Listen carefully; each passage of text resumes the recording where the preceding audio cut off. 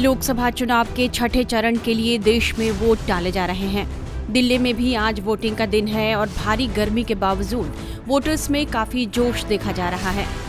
इस बार किसकी सरकार बनेगी और किसे कितनी सीटें मिलेगी, इसे लेकर भी लोग अपने अपने स्तर पर चर्चा कर रहे हैं। राजनीतिक विश्लेषक भी अपने ढंग से इस पर भविष्यवाणियां कर रहे हैं। लेकिन बीजेपी को कितनी सीटें मिलेंगी, इसे लेकर दो राजनीतिक विश्लेषकों की राय लगभग एक दूसरे से मिल रही है। प्रधानमंत्री नरेंद्र मोदी और बीजेपी के अन्य नेता दावा करते हैं कि बीजेपी अपने दम पर 370 सीटें और एनडीए 400 सीटें लेकर आएगी।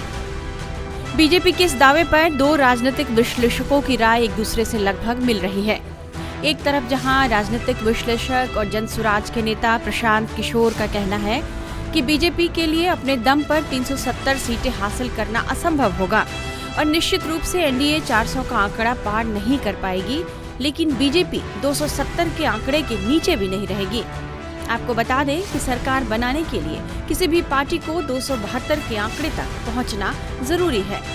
वहीं राजनीतिक विश्लेषक योगेंद्र यादव का कहना है कि बीजेपी अकेले 260 से अधिक सीटों को पार नहीं कर पाएगी और 300 का आंकड़ा पार करना असंभव होगा। उनके सर्वेक्षण पूर्वानुमान में यह भी कहा गया है कि बीजेपी 275 या 250 सीटों के निशान से भी नीचे रह सकती है। यादव ने भी लगभग प्रशांत किशोर की भविष्यवाणी को सही ठहराते हुए कहा है कि बीजेपी का 400 के दावे को पार करना सच नहीं होगा। एक्स पर योगेंद्र यादव ने एक वीडियो के जरिए चुनावी रुझान का फाइनल आकलन पेश किया है, जिसमें उन्होंने दावा किया है कि 400 या 300 छोड़िए 272 भी बीजेपी पार नहीं कर पाएगी।